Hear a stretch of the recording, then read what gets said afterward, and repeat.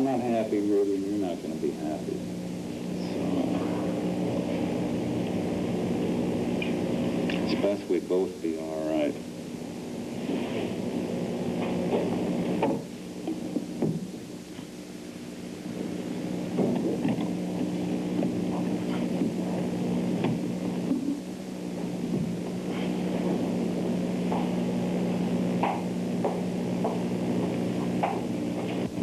Fire station dedicated to Jane with love. She was a real good woman while she was around. She didn't last too long.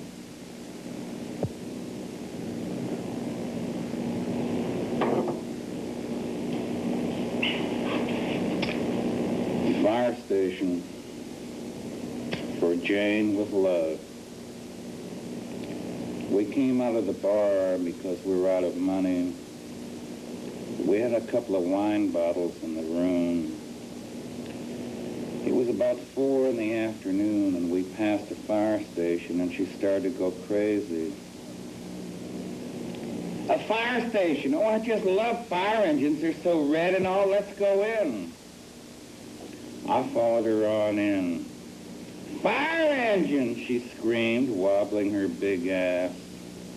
She was already trying to climb up into one, pulling her skirt up to her waist, trying to jackknife up into the seat. Here, let me help you, a fireman ran up. Another fireman walked up to me. Our citizens are always welcome, he told me. The other guy was up in the seat with her. You got one of those big things? She asked him. I mean, one of those big helmets. I got a big helmet, too, he told her. You play cards? I asked my fireman. I had 43 cents and nothing but time.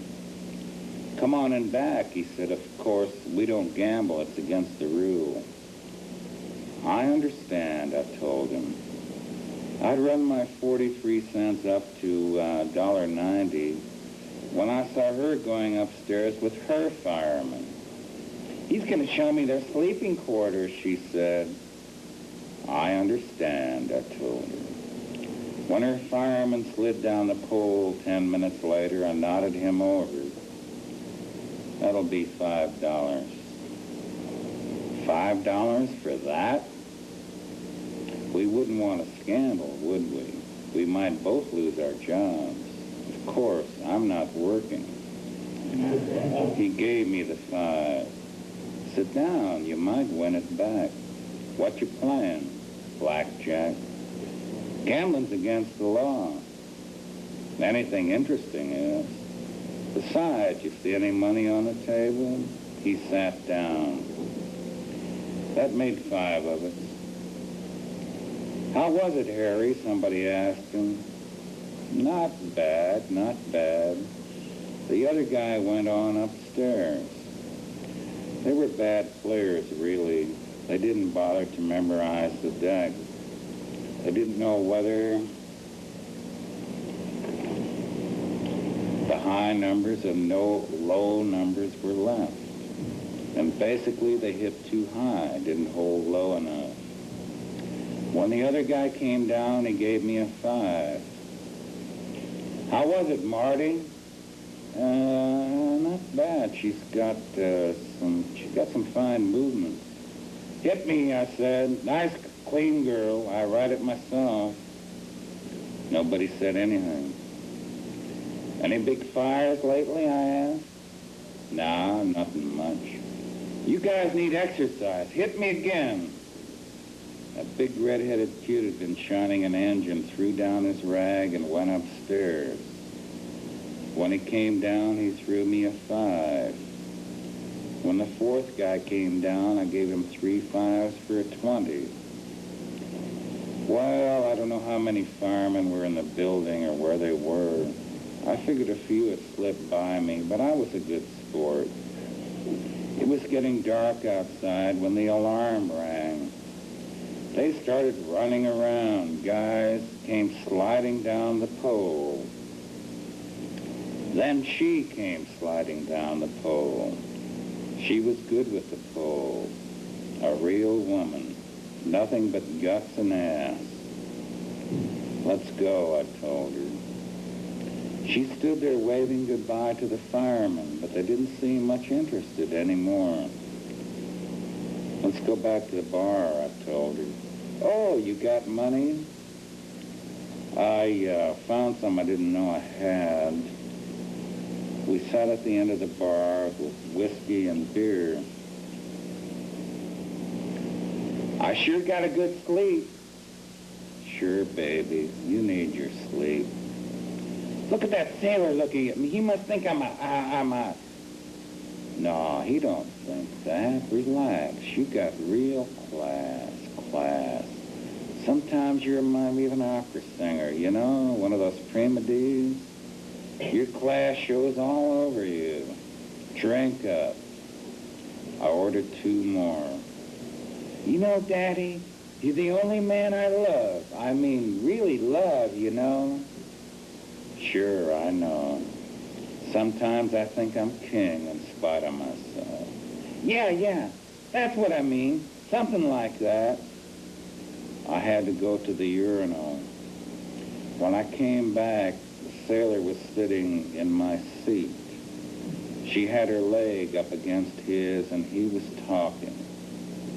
I walked over and got into a dart game with Harry the horse and the corner newsboy. Let me find this last poem I wrote. I'm going to hustle roses down the avenues of the dead. Here it is. For Christ's sake, page 40. Oh, pardon. Delete that. Page 49. Delete it. Don't delete it, delete it.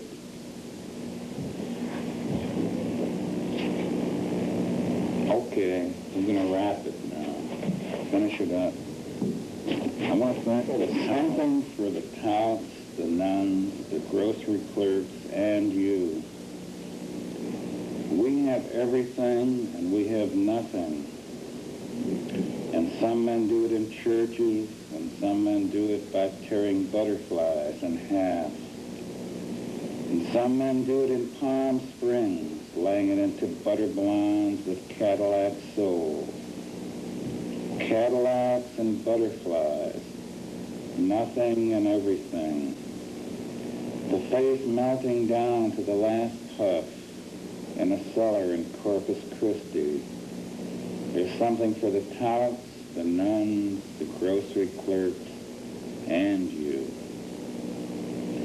Something at 8 a.m., something in the library, something in the river, everything and nothing. In the slaughterhouse, it comes running along the ceiling on a hook, and you swing it. 1, 2, 3, and then you've got it. $200 worth of dead meat. Its bones against your bones.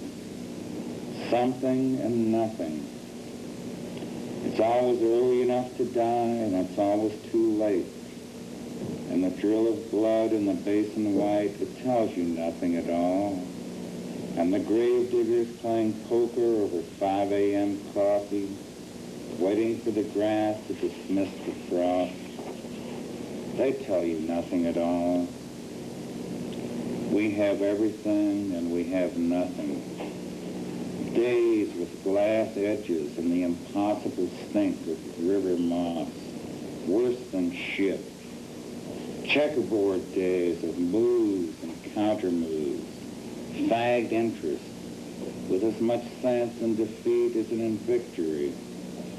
Slow days like mules, humping it slagged and sullen and sun-glazed, up a road where a madman sits, waiting among blue jays and wrens, all of them netted in and sucked to flaky gray. Good days, too, of wine and shouting, fights in alleys, fat legs of women striven around your bowels, buried in moans. The signs and bull rings like diamonds hollering. Mother Capri. Violets coming out of the ground, telling you to forget the dead armies and the love that robbed you. Days when children say funny and brilliant things like savages, trying to send you a message through their bodies, while their bodies are still alive enough to transmit and feel and run up and down without locks and paychecks and ideals and possessions and beetle-like opinions. Days when you can cry all day long in a green room with the door locked. Days when you can laugh at the bread man because his legs are too long. Days of looking at hedges. And nothing, and nothing, and nothing. Days of the and nothing. The days of the bosses. Yellow men with bad breath and big feet. Men who look like frogs, hyenas. Men who walk as if melody had never been invented. Men who think it is intelligent to hire and fire and profit. Men with expensive wives they possess, like 60 acres of ground to be drilled or shown off, or to be walled away from the incompetent. Men who kill you because they're crazy and justify it because it's the law. Men who stand in front of windows 30 feet wide and see nothing. Men with luxury yachts who can sail around the world and they can't get out of their vest pockets. Men like snails, men like eels, men like slugs, and not as good.